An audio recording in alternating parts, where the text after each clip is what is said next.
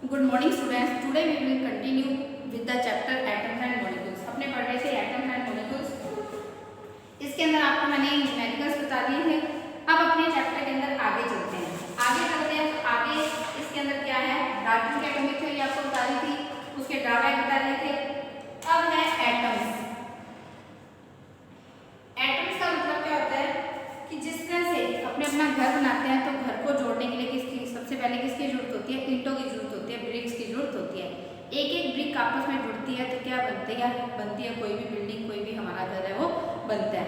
इसी तरह से जब एटम्स आपस में जुड़ते हैं तो क्या बनता है, एक एलिमेंट बनता है। तो the smallest particle of an element, the smallest particle of an element, यानी किसी भी एलिमेंट का जो स्मॉलेस्ट पार्टिकल है उसको हम क्या बोलते हैं, एटम के नाम से जानते हैं। एटम्स में क्या होते हैं, बिल्डिंग ब्लॉक ऑफ एलिमेंट। जिस तरह से ब्रिक्स होती है बिल्डिंग ब्लॉक्स, इसी तरह से बिल्डिंग ब्लॉक्स ऑफ एलिमेंट कौन होते हैं, एलिमेंट्स हैं कौन होते हैं, एटम होते हैं। किसी भी मतलब एलिमेंट को बनाने के लिए किसका यूज किया जाता है, एटम का यूज किया जाता है। एटम इतने ज्यादा छोटे होते हैं, बहुत ज्यादा छोटे होते हैं। इसका आइडिया अपने क्या लगा सकते हैं, अपने अगर 1 सेंटीमीटर की लाइन लगाते हैं, अगर अपने मान लो 1 सेंटीमीटर की कॉपर वायर लेते हैं, अगर अपने मान लो 1 सेंटीमीटर की कॉपर वायर लेते हैं, या अगर मान लो अपने 1 सेंटीमीटर की लाइन लगा के उसके ऊपर कॉपर एटम अरेंज करते हैं, 1 सेंटीमीटर की लेंथ लगाकर 1 सेंटीमीटर की लाइन खींच ली, उसके ऊपर अपने कॉपर एटम अरेंज करते हैं, तो उसके ऊपर 3 crore 50 lakh 3 crore 50 lakh copper atom arrange हो जाते हैं। 1 सेंटीमीटर की लाइन के ऊपर 3 crore 50 lakh copper atom arrange हो जाते हैं। तो सोच लो कि एटम कितने ज्यादा छोटे होते हैं। या मैंने आपको बताया था कि एक रेन ड्रॉप है, उसके अंदर 10 की पावर 21 पार्टिकल्स होते हैं। 10 की पावर 21 पार्टिकल्स होते हैं, वहां पर क्या होंगे, एटम्स ही होंगे। तो वहां पर क्या होता है, 10 की पावर 21 एटम्स होते हैं। यानी सोच लो कि एटम का साइज कितना ज्यादा छोटा होता है। एटम है, साइज ऑफ एटम है, इसको अपने किससे इंडिकेट करते हैं, साइज ऑफ एटम को अपने इंडिकेट करते हैं एटॉमिक रेडियस से। किससे मेजर करते हैं, एटॉमिक रेडियस से। क्योंकि एटम कैसा होता है, गोल होता है। इसके अंदर अगले चैप्टर के अंदर जब आप स्ट्रक्चर वाइज में पढ़ोगे तो आपको पता लग जाएगा एटम क्या होता है, बिल्कुल गोल होता है। तो अपने आइडिया लगा लो कि 1 सेंटीमीटर की लाइन के अंदर 3 करोड़ 50 लाख कॉपर के एटम अरेंज करते हैं, तो एटम कितना ज्यादा छोटा होगा। तो एटम जब छोटा होगा तो एटम की रेडियस भी क्या होगी, बहुत छोटी होगी। तो एटम की रेडियस को अपने किससे एक्सप्रेस करते हैं, nm का मतलब नैनोमीटर। 1 नैनोमीटर का मतलब होता है 10 की पावर -9 मीटर, यानी 1 नैनोमीटर का मतलब 1/10 की पावर 9 मीटर।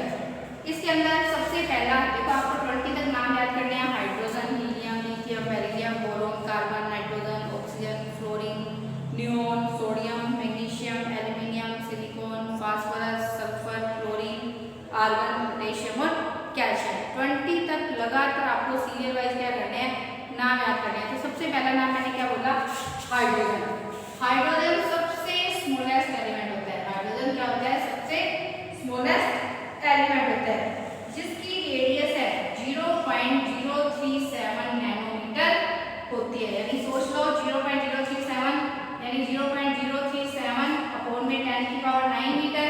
तो अपने इसको क्या लिखेंगे, यानी 1 2 3 4 5 6 7 8 9 90, उसके बाद 037 और इससे पहले अपने क्या लगा देते हैं, पॉइंट लगा देते हैं। तो ये क्या होता है, मीटर। तो इसको अपने पढ़ेंगे 1 10 100 1000 10,000 लाख 10 लाख करोड़ 10 करोड़ अरब 10 अरब खरब। यानी सोच लो कि खरब, उससे पहले भी क्या लगा हुआ है, पॉइंट लगा हुआ है। यानी कितना ज्यादा एक एटम क्या होता है, कितना ज्यादा क्या होता है, छोटा होता है। यानी एटम का साइज क्या होता है, बहुत ज्यादा क्या होता है, छोटा होता है।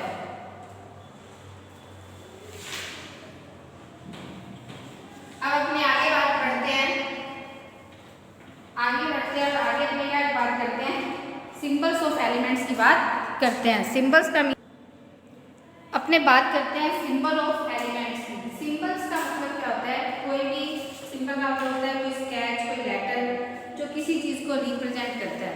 जैसे कि आपको ध्यान हो अपने एसएसटी के अंदर मैप्स बनाते हैं, तो अगर अपने उसके अंदर रेलवे लाइन शो करनी होती है तो रेलवे लाइन शो करने के लिए अपने इस तरह से रेलवे लाइन शो करते हैं।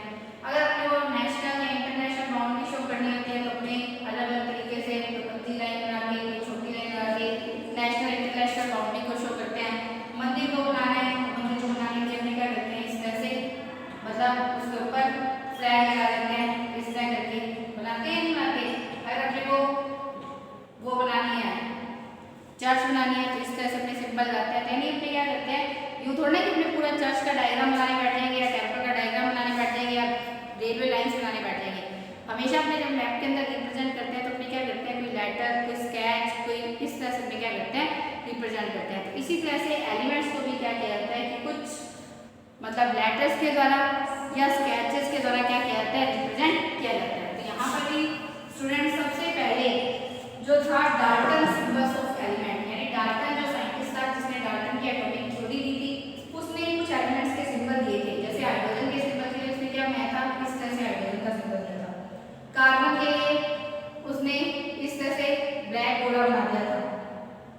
ऑक्सीजन के लिए सिंपल गोला, फास्फोरस के लिए उसने इस तरह से बना दिया था। यानी अब देखो सभी जगह अपने को क्या करने थे, इस तरह से गोले गोले से याद करने थे जो बहुत ज़्यादा टिपिकल थे। यानी जो डाल्टन के सिंबल्स थे इसमें कुछ ही एलिमेंट्स के दिए थे जो बहुत ज़्यादा टिपिकल थे, जिनको लर्न करना क्या था, बहुत ज़्यादा मुश्किल था। तो आजकल जो मॉडर्न सिंबल है एलिमेंट के, उसके अंदर अपने क्या करते हैं, इंग्लिश का जो अल्फाबेट है, इंग्लिश अल्फाबेट है, उसका अपने क्या करते हैं, फर्स्ट लेटर यूज करते हैं, सिर्फ first letter, only first letter use करते हैं।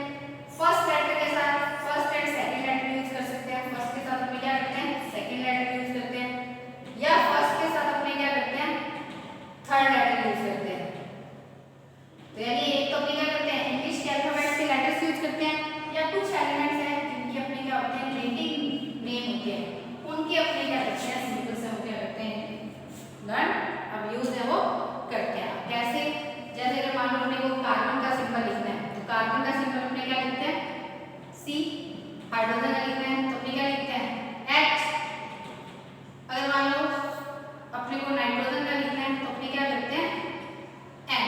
तो अपने क्या करते हैं, इंग्लिश के अल्फाबेट लेटर्स का क्या करते हैं, यूज करते हैं। लेकिन मैंने तुम्हें क्या बोला, जैसे एक एक लेटर है जो अपना कैपिटल लिखते हैं, मैंने क्या बोला कि अपने इंग्लिश के अल्फाबेट का अपने फर्स्ट या थर्ड लेटर भी यूज करते हैं, फर्स्ट या सेकंड लेटर भी यूज करते हैं। जैसे मान लो अपने पास है कार्बन, कॉपर,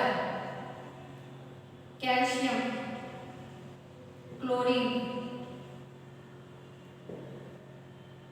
कोबाल्ट, सब किससे स्टार्ट हो रहे हैं, सी से। तो आप इसको सबको सी से लिखोगे तो आपको क्या पता लगेगा कि आपने कौन सा एलिमेंट है यूज किया है। तो कार्बन में अपने सी से लिखते हैं, कॉपर को अपने लिखते हैं सी। कॉपर को सी यू से इसलिए लिखते हैं, कॉपर का जो लेटिव नेम होता है वो होता है क्यूप्रम, तो वहां से अपने क्या लेते हैं, यू वर्ड है वो ले लेते हैं। तो कॉपर का लेटिव नेम क्या होता है, क्यूप्रम, वहां से अपने क्या लिया, सी यू। मैंने आपको बोला ना सी यू। कैल्शियम के अंदर अपने लिखते हैं सी ए, कैल्शियम। फर्स्ट और सेकंड लेटर, फर्स्ट लेटर हमेशा कैपिटल लिखा जाता है, सेकंड लेटर उसके साथ क्या लिखा जाता है, हमेशा स्मॉल लिखा जाता है।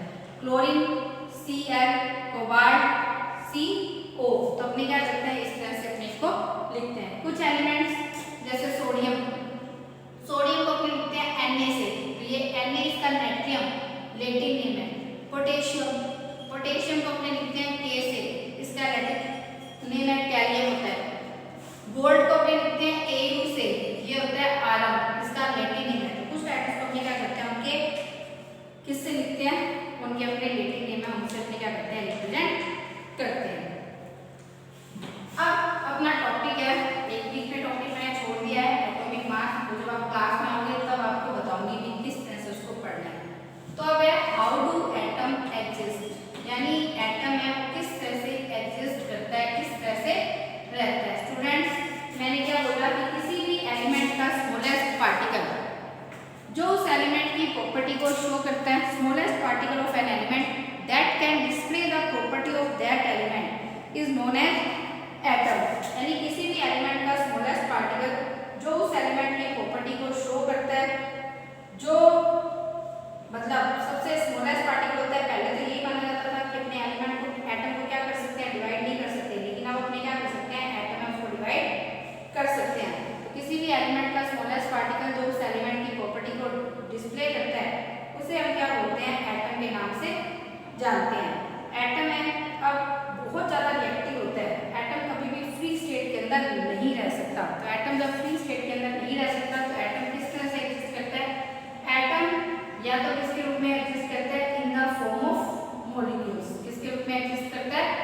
In the form of molecules, या किस रूप में एग्जिस्ट करते हैं, in the form of ions.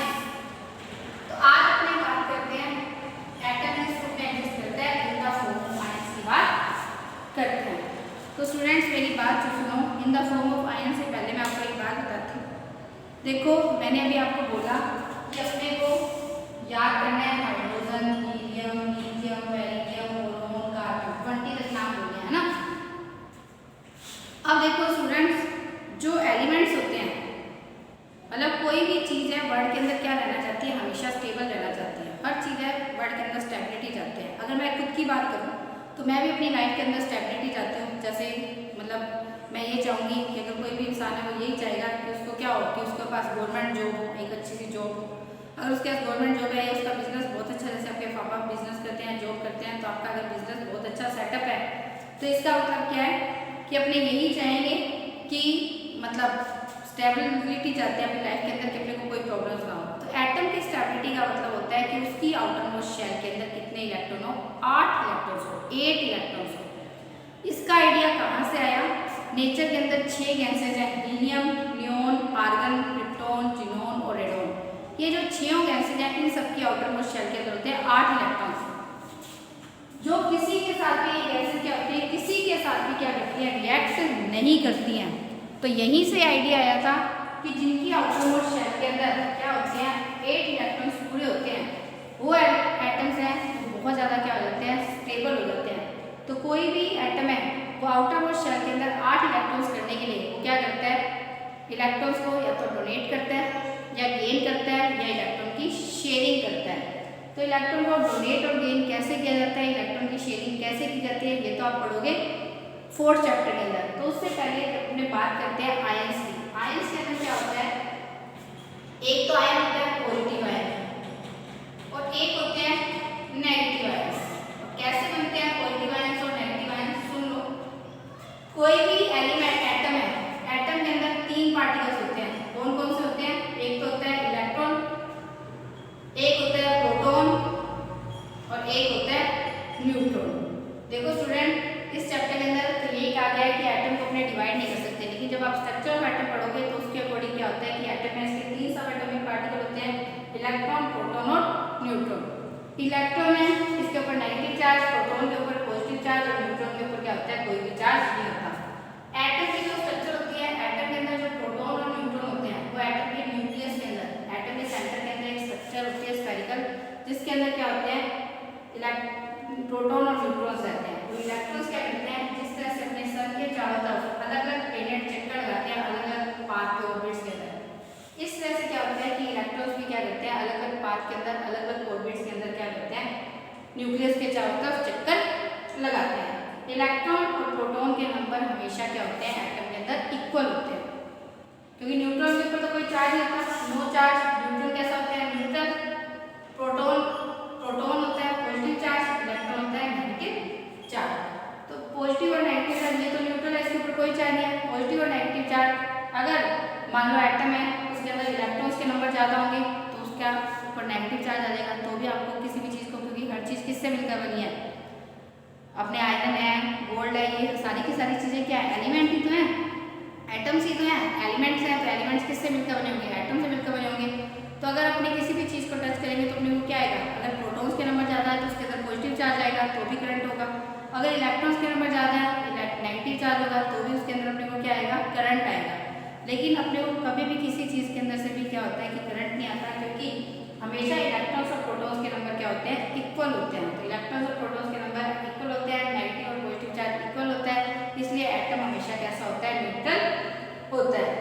अब पॉजिटिव आयंस और नेगेटिव आयंस बनते कैसे हैं, ये सुन लो मेरी बात। देखो स्टूडेंट, जिनकी आउटर मोस्ट शेल के अंदर 1, 2, 3 इलेक्ट्रॉन्स होंगे, वो हमेशा क्या करता है, 8 करने हैं।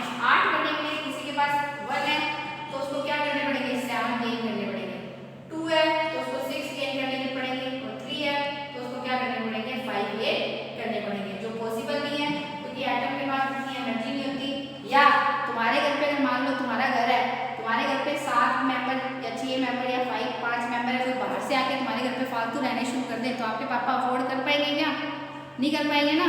क्योंकि अपने इतने सारे लोगों को पॉसिबल नहीं है कि अपने अपने घरों के अंदर क्या कर सके, एडजस्ट कर सके। तो यहाँ पर भी क्या होता है कि 1 2 3 इलेक्ट्रॉन्स हैं, तो 7 6 5 इलेक्ट्रॉन्स हैं, उनको गेन नहीं करते बल्कि इनको क्या कर देते हैं, इलेक्ट्रॉन को डोनेट कर देते हैं। तो देखो जब इलेक्ट्रॉन डोनेट हो गए, तो देखो एक एग्जांपल से बताती हूँ, जैसे सोडियम है, सोडियम का नंबर होता है 11, 2 8 1 ये कैसे आया है जो मैं आपको अगले चैप्टर में समझाएगा। तो इसके आउटर मोस्ट शेल के अंदर कितने इलेक्ट्रॉन्स होते हैं, एक इलेक्ट्रॉन होते हैं। अब एक इलेक्ट्रॉन होते हैं तो ये क्या करता है, एक इलेक्ट्रॉन क्या कर देता है, डोनेट कर देता है। तो अब देखो एटम के अंदर यानी सोडियम का नंबर 11 है, इसका अंदर मतलब क्या है, इसके अंदर प्रोटॉन भी 11 है और इलेक्ट्रॉन्स भी कितने हैं, 11 है। इसके अंदर प्रोटॉन्स भी कितने हैं, 11 है और इलेक्ट्रॉन्स भी कितने हैं, 11 है। तो प्रोटॉन्स के नंबर, इसके अंदर प्रोटॉन होते हैं पॉजिटिव, इलेक्ट्रॉन्स होते हैं नेगेटिव। तो इसने क्या किया कि एक इलेक्ट्रॉन डोनेट कर दिया, तो प्रोटॉन पे इसके पास कितने रहेंगे, 11, लेकिन इलेक्ट्रॉन कितने होंगे, एक डोनेट कर दिया तो कितने होंगे, 10।